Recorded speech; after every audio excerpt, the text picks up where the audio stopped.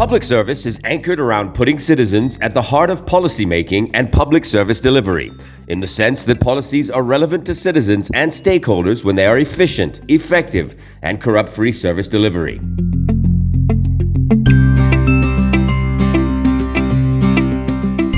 And the public service is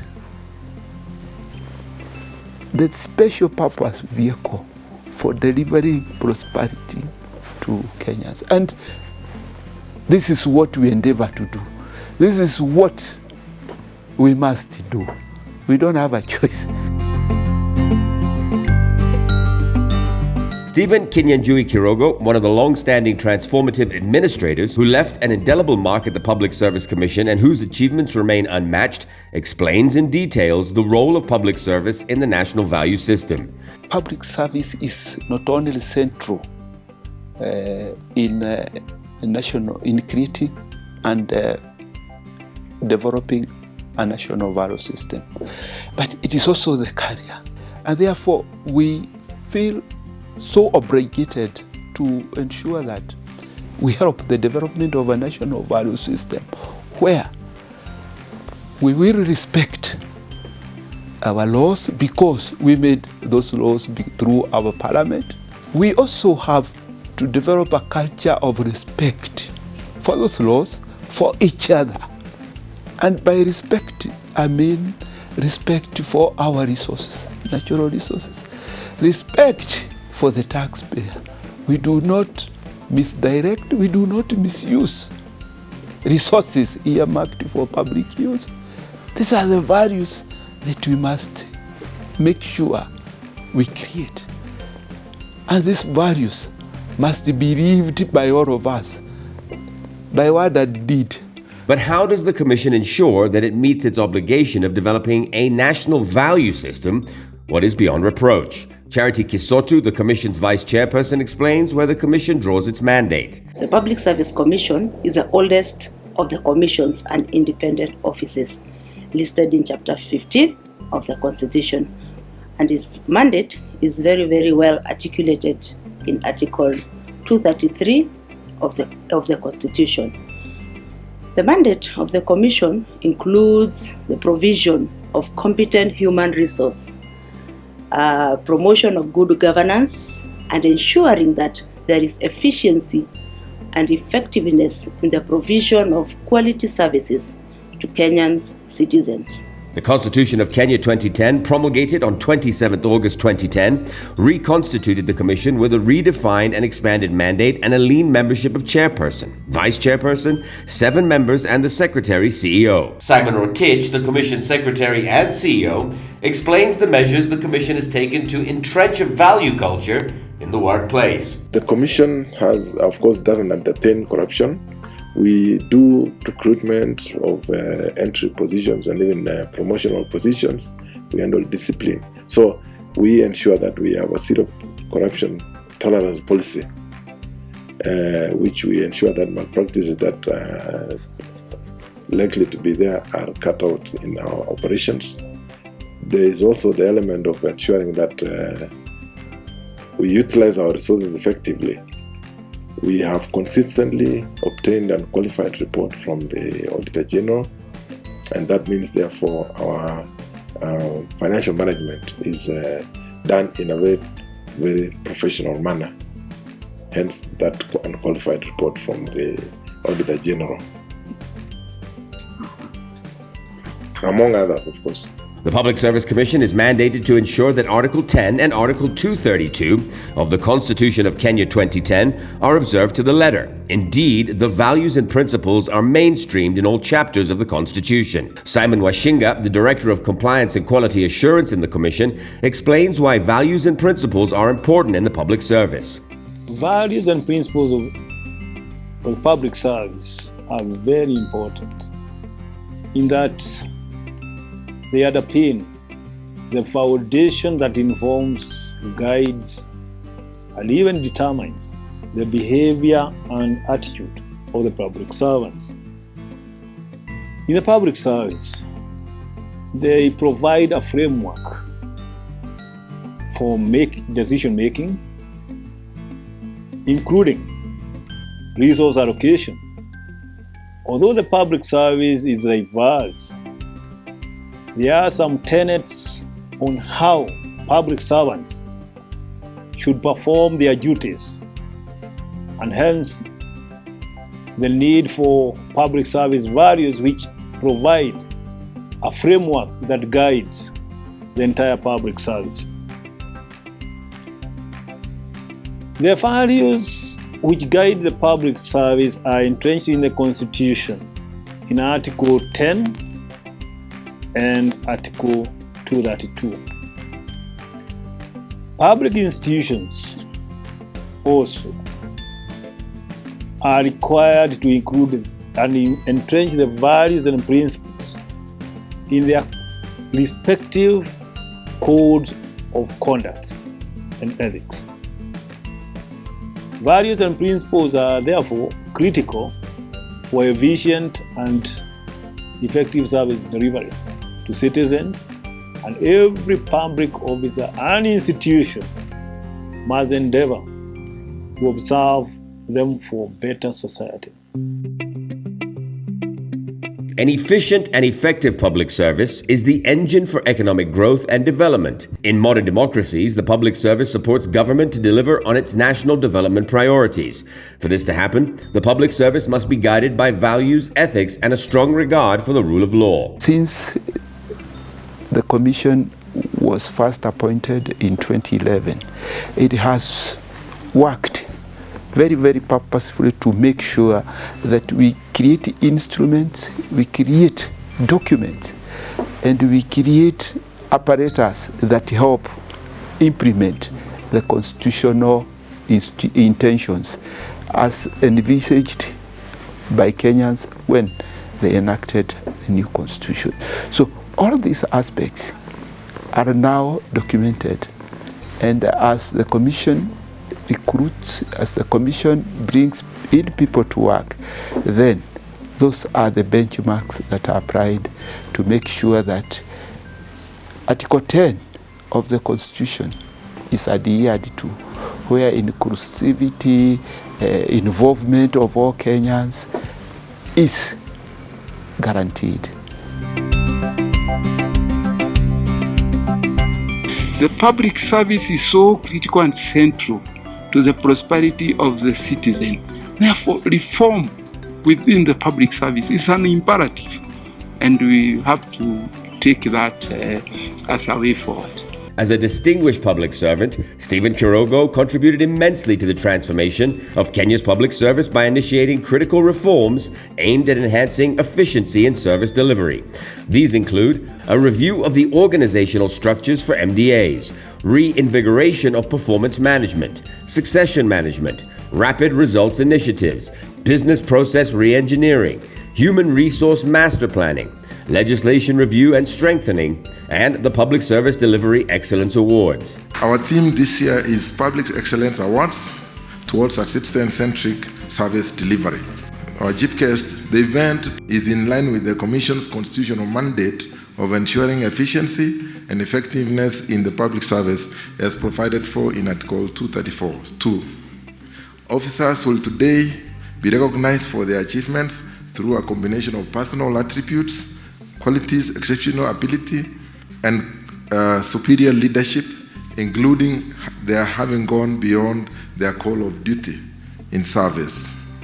The assessment of these officers was done by a specially constituted independent awards panel, which proposed them for the recognition of the awards. The awardees have been singled out for exemplary and outstanding performance through significant contributions to change, transformation at the workplace, outstanding contribution in mentorship, empowerment, coaching, and support to colleagues in their organization workplace, ethical practice and upholding the values and principles of public service in Article 232 of the Constitution, innovation in service provision, operations in the organizations, and a major contribution under extraordinary circumstances, achievements of major milestones in their primary roles.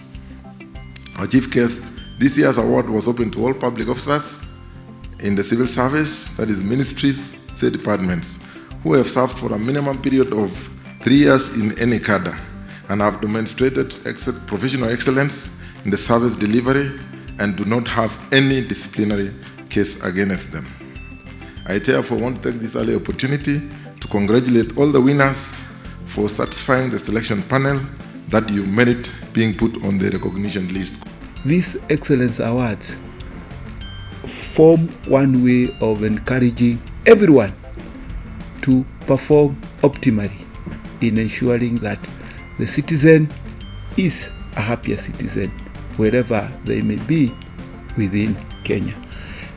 Besides these Excellence Awards, we have also set up a contact center, and the contact center basically is for enabling Kenyans to give feedback on a timely basis on the services they get, the frustrations they go through as they attempt to get services from public offices, and that feedback will form our basis for making the necessary reforms that give citizens the services that they deserve.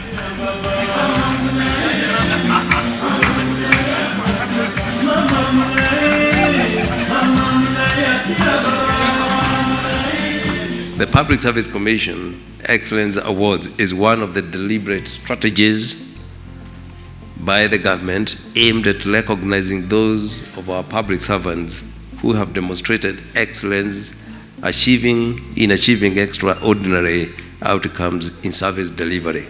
Ministries, departments, and agencies are encouraged to emulate the Public Service Commission and take it upon themselves to transform their internal operations so that we can be able to see that we are providing our citizens within the framework of what the Public Service Commission has come up with.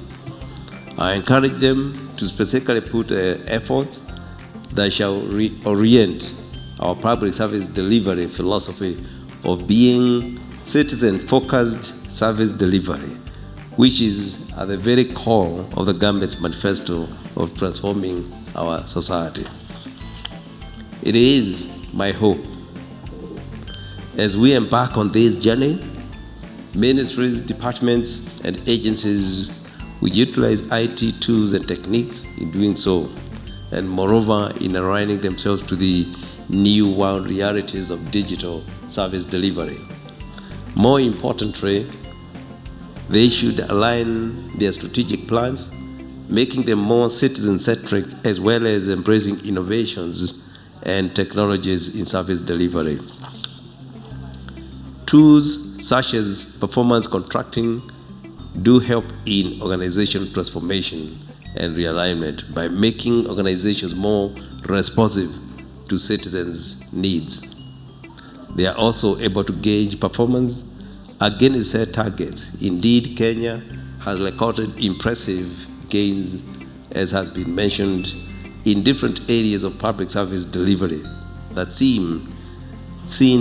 have seen the country recognized globally. It is just recently that Kenya was ranked 56 among 180 economies in the world by the World Bank Ease of Doing Business Index. In performance, we measure performance from the targets which are set. And therefore, in the public service, we can measure performance using the citizens' expectations. What do the citizens expect us to deliver? For you to know whether you are delivering or not, you must measure. So performance is measured either in terms of output or in terms of efficiency of delivery. When you are being in a situation of fewer resources or dwindling resources, and you are forced to do more with less, then you need to focus on productivity. Traditionally, we have measured performance in terms of outputs and or in some cases, the public sector, the traditional bureaucracy, in terms of inputs. It is not good enough just to measure how much money you have received, but it is helpful to see how efficiently you have used that taxpayers' money. So productivity is an emerging measure of performance, which is also closely related with measurement of value for money. So productivity can help you know how efficient you are, and at some level and to some extent, it can also show you whether you have value for money.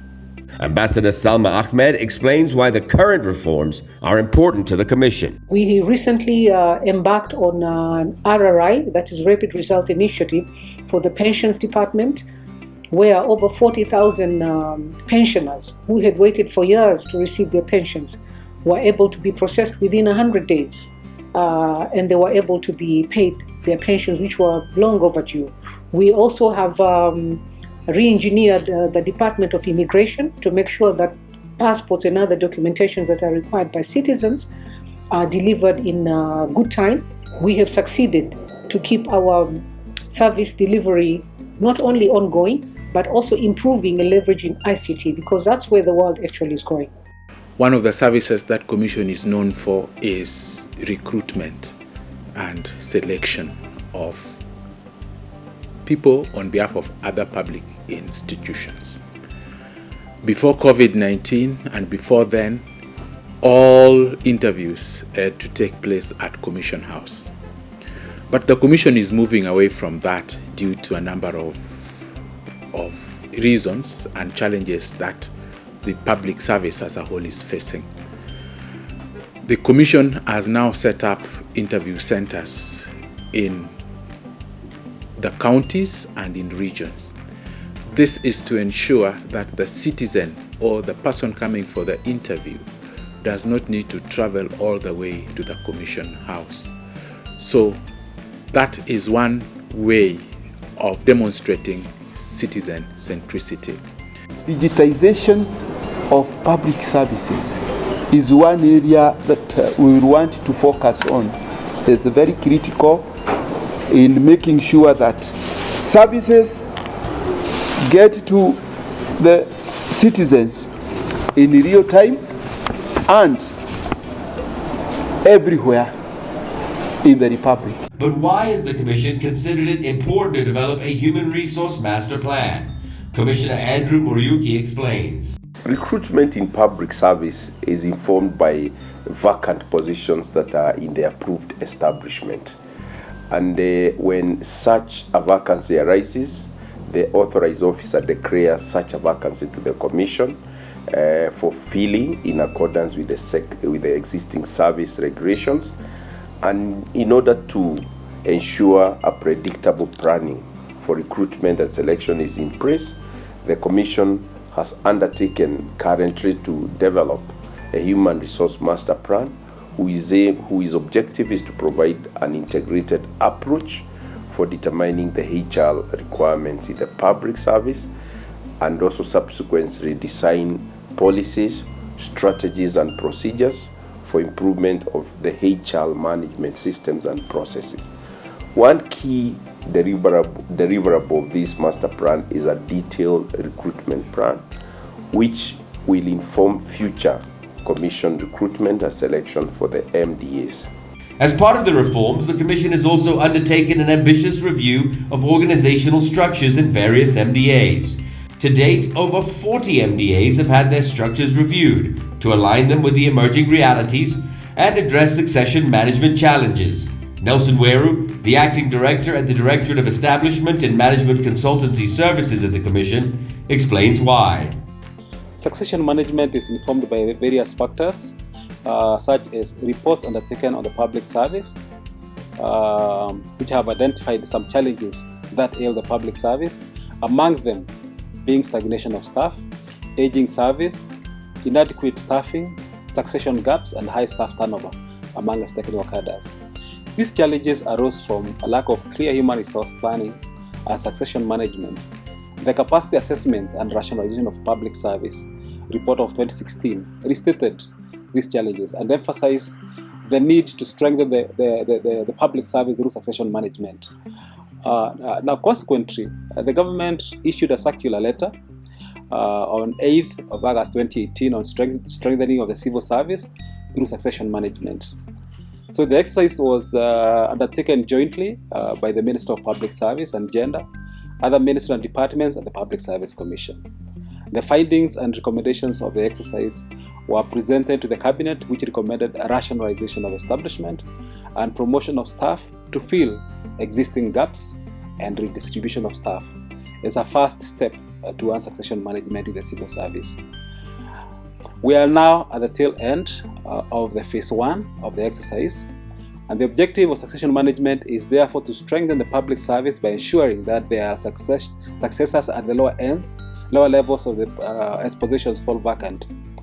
In order to sustain the gains, the Commission is in the process of implementing other succession management interventions, including number 1 is introduction of human resource planning that entails development of human resource master plan for the public service and annual human resource plans by the MDEs. So the Public Service Commission, pursuant to its mandate under Article 234 of the Constitution and Section 92 of the Public Service Commission Act, has come up with regulations. The Public Service Commission regulations that just generally give a framework on how to deal with human resource management in the public service. That is the Public Service Commission regulations. We also have regulations that deal with petitions for removal of the Director of Public Prosecutions, and that gives a guideline on how the Commission handles the petitions in terms of receiving the petitions and processing them, and also in terms of giving the DPP an opportunity to respond to petitions. We also have county appeals regulations that then give guidelines on how to handle county appeals from the time we receive the appeals to the processing and to the conclusion of the appeals. That's pursuant to the Article 234 in terms of the Commission's mandate in handling appeals from county governments. We also have ongoing the Psc performance management regulations that are now currently before Parliament, awaiting parliamentary approval. After that, we will then be able to implement them. Before that, we also had developed the Public Service Commission Act under Article 234. So Article 234 gives a general framework of the powers and functions of the Public Service Commission, and following that, to give effect to those provisions in the Constitution, there was developed the Public Service Commission Act. Are we proud Kenyans? For instance, one of the key programs in the Commission that has become a life-changing initiative to the citizens of Kenya is the Public Internship Program that was rolled out in 2019 and is now in its 4th cohort with 6,000 beneficiaries from all over the country. We have brought into the public service about 6,000 youth as interns, because we believe that we need to create a solution to this perennial problem called youth unemployment. Our vision is to create a citizen-centric public service. A public service that is responsive to the needs of the citizen, and a public service that is committed to the needs of the citizen rather. There is also the 2019-2024 Strategic Plan, which was also initiated under the good leadership of Mr. Stephen Kirogo, whose aspiration to achieve a citizen-centric public service by reforming the public service for efficient and effective service delivery to Kenyans. Our new strategic plan, the Public Service Commission Strategic Plan 2019-2024, the citizen is the focus of service delivery. We want the citizen to be at the center of our public services. We want the citizen to feel public servants. We want the citizen to benefit from the work of public servants. The current strategic plan is driven by and anchored on a clear philosophy on reform, perform, and transform. And the central concept provides that for people and institutions to perform, reform is necessary as a precondition. Ultimately, the sequence of outcomes implies that as public institutions and public servants begin to perform, they lay the foundation for enduring public service transformation. The Commission is actually focused on improving performance, professionalism, and productivity through a citizen-centric approach. What we mean by a citizen-centric approach is actually putting the citizen at the center of everything, at the center of service delivery. In order for the Commission to achieve its vision of a citizen-centric public service, the Commission has developed a new communication and branding strategy to support the execution of its strategic plan. This communication strategy provides guidelines for effective communication to ensure that there is success for the strategic plan that the Commission is already implementing. The guidelines are designed to ensure there is adequate, relevant, and timely public disclosure as mandated by the Constitution, and that the Commission also engages the citizen in execution of programs and activities, and also improves coordination and collaboration of the public service in delivering quality services. The development of the communication strategy took a very participatory approach that resulted in what we consider to be a very all-inclusive document whose implementation requires that all stakeholders support it. Whereas it is generally agreed that implementation of a communication strategy is an expensive undertaking, the Commission is clearly committed to ensuring that it's fully implemented through stakeholder partnerships and collaborative frameworks that will benefit the citizens of our very great country, Kenya. But how is this going to be achieved? Our thrust or focus will be now to deepen public service reform, because it is good to have the documents, it's good to have the procedural documents. We've done the architecture in terms of what documents we require, but the public service, remember, must be a service that creates value for the citizens, for Kenyans. And to do that, we have three strategic thrusts in the new dispensation. Number one is to focus on performance management. Performance management to enhance productivity. It is only through productivity that Kenyans can really get the full benefit of enacting a new constitution. We have to create prosperity for Kenyans, and the public service is not only critical but very, very vital through delivery of public services in making Kenya prosper. So our focus is performance management, enhancing performance, doing more with less, stretching that shilling, because we have challenges. We don't have all the resources we need.